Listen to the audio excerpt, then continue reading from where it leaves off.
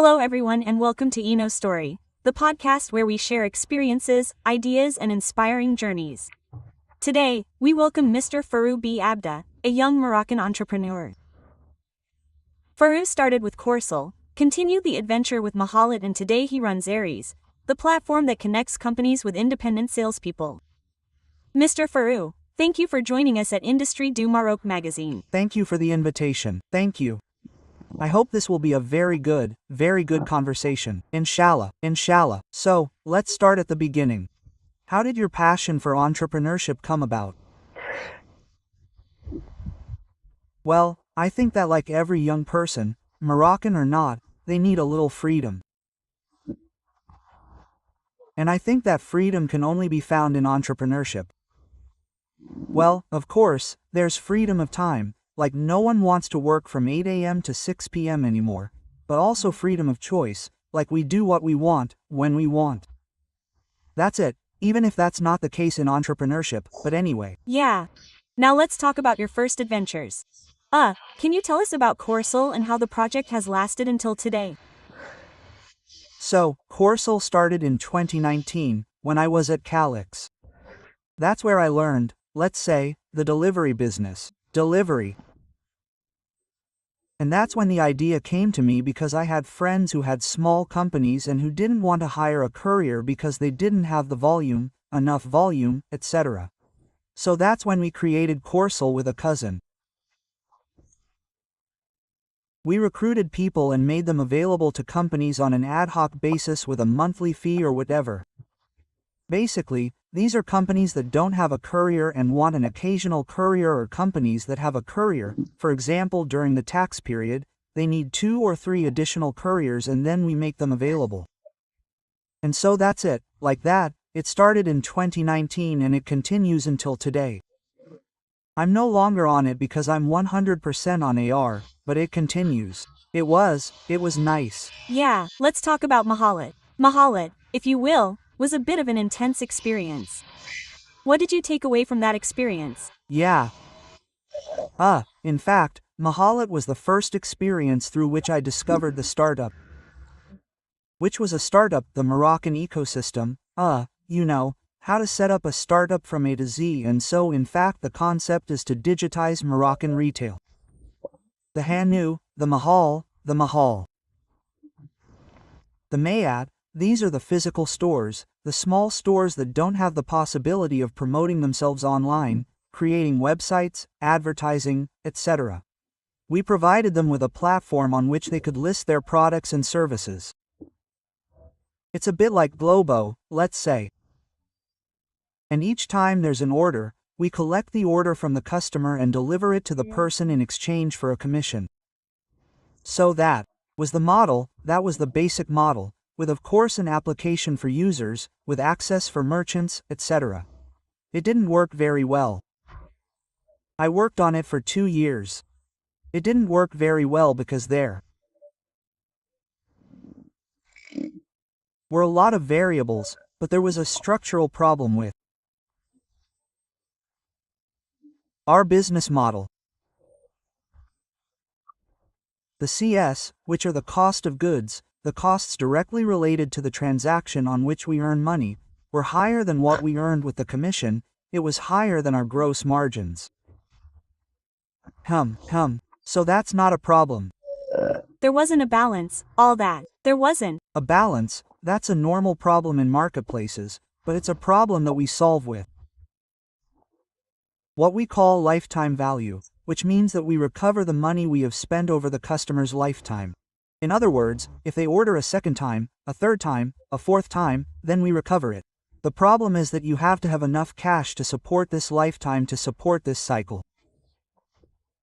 That's it, that's not a problem, but it doesn't matter. Failure is just a booster for success. Exactly. Now let's talk about Aress, the platform. What does it bring that's new and different to the Moroccan market? Question mark. So, you have to know that Aress, the first mission of Aress is to help reduce unemployment in Morocco. It's to offer people who are more or less qualified. So today, alhamdulillah, There are initiatives such as independent delivery drivers, independent VTCs. But AR comes up with the idea that people who have a certain level, particularly in sales, can access companies that need these talents and who are ready to pay a high price, but on commission, so that it generates sales for them, or appointments, or whatever, to carry out sales missions.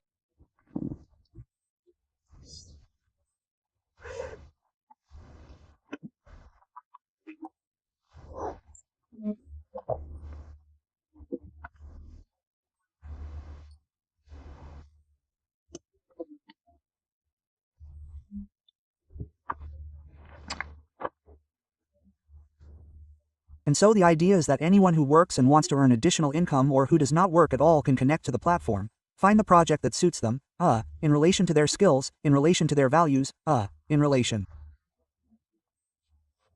to their skills. ...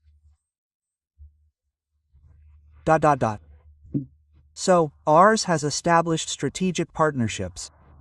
For example, I saw with Charid Ismail Riyad or with the Ignichi Incubator. That's it. In your opinion, what concrete projects will emerge from this collaboration? So, here comes the second mission, let's say, which is to help companies, especially startups and very small and medium-sized businesses, to grow because today, a company may not have the means to recruit 3, 4, 5 people on a fixed salary, etc. So our goal is to help them by providing them with this sales force. For example, I'll give you the example of Sherry. Honey, it's an application that is intended for retailers or Like Mahalat. it specializes in people who do things like grocers, neighborhood grocers, etc. So it's a great application, a very, very nice application, a very nice innovation. Now, for the innovation to be deployed properly, you need a sales force.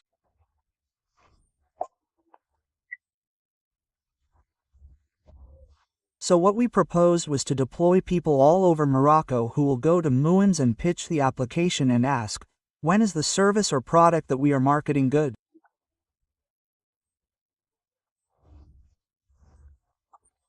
The sales force only promotes it and boosts it.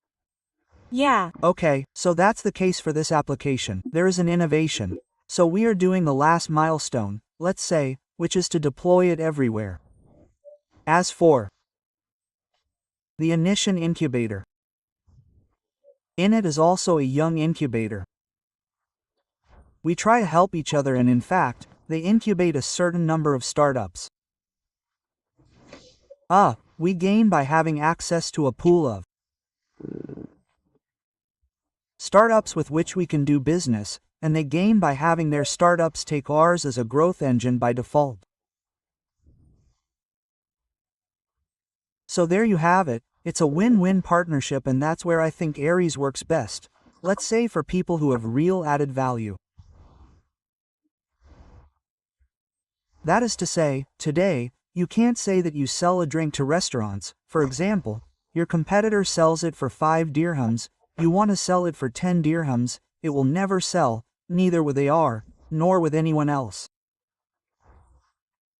But if there is a product with real added value, as is the case with the Sherry application, as is the case with startups with that, we can do the job. There you go. I wanted to know, is there a land management fan? Yes, or do you apply this method for your projects? Yes, in fact there is a book called Lean Startup. It's a bit like the Bible of Startupers, yeah. And in any case, if you want to set up a startup, you can only do management. We can't do predictive or, traditional management because, the market changes, every day. Every day, we adapt to customer expectations. It's no longer the time to make a product, do R&D for 3 years and release the product. By the time you've done R&D for 3 years, your competitor has already deployed their product. And there's a very, very nice gentleman who once said that Before there were big, slow companies and small, fast companies. Today, the danger is that there are big, fast companies. They can adapt, they are very big, they have resources, but they can adapt quickly. There you have it. So yes, management is what you have to do. It's what you have to do when you have a startup. And yeah, I guess I'm a big fan of that. Yeah. And just to explain to our viewers, management simply means doing things better, faster, with less cost, fewer resources, and getting better results. Let's also talk about artificial intelligence. What role do you see for artificial intelligence in entrepreneurship?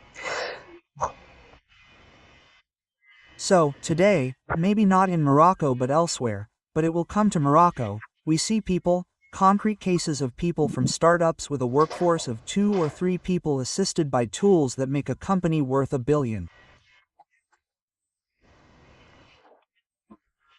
We see this in Europe, maybe not in Europe, but in America. I'll give you a very, very concrete example. 4 or 5 years ago, when I was working with developers, the market was already full of employment. In the development market, it was rare to find a developer who couldn't find work, and developers were paid an average developer 8,000, 9,000, 10,000 dirhams or more. They were small developers. I worked with this type of person.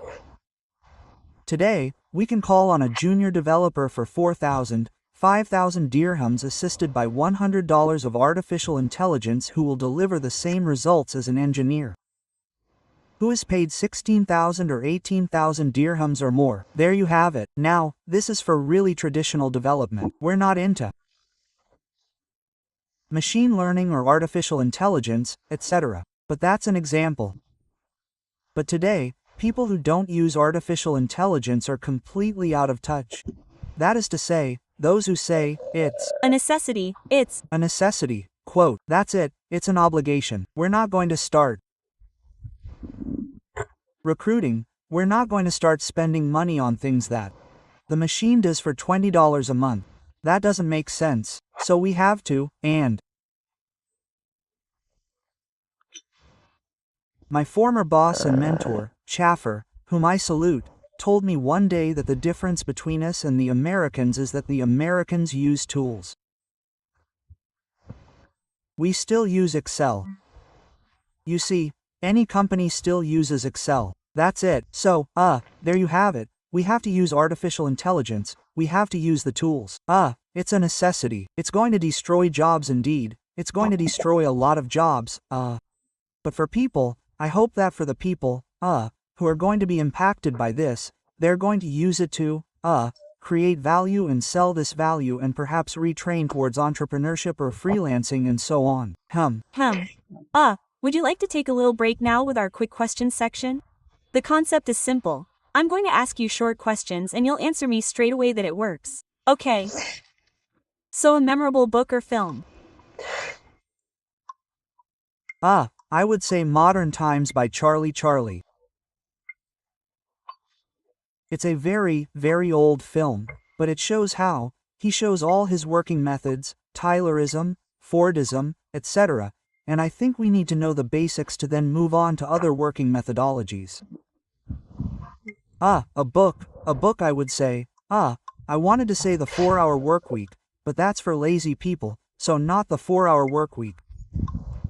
I would say The Startup, quite simply. The Startup, yeah. If you could be someone else one day, who would it be? Someone else? Yeah. Dead or alive, or whatever. You want? Someone else? Honestly, no. Hard. I want to be myself. Okay, that's good. Take a risk or be careful. Take a risk. The most important thing in your life is? My family. Innovation, a challenge or a pleasure? It's a challenge. Your experience in one word? Enriching. Thank you for your answers. Let's get back to our discussion. And to end on an inspiring note, where do you want to take Aress in the coming years?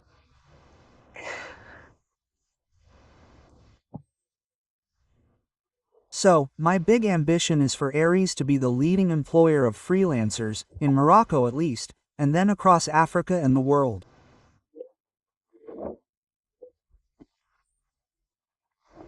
I want anyone with a certain qualification who hasn't found a job or who no longer wants to work as an employee to join and find opportunities to work.